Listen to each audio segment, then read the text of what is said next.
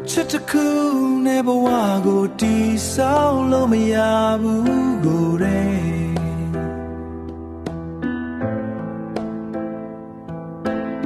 နှလုံးသားနဲ့ချစ်တဲ့အချစ်ကိုအုံနောက်နဲ့ဆုံးဖြတ်သွားသူရဲ့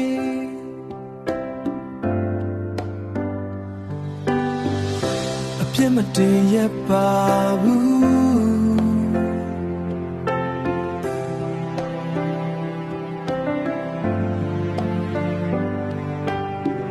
ငွေမရှိရင်အချစ်ဟာအပျော်သက်သက်ကစားစရာ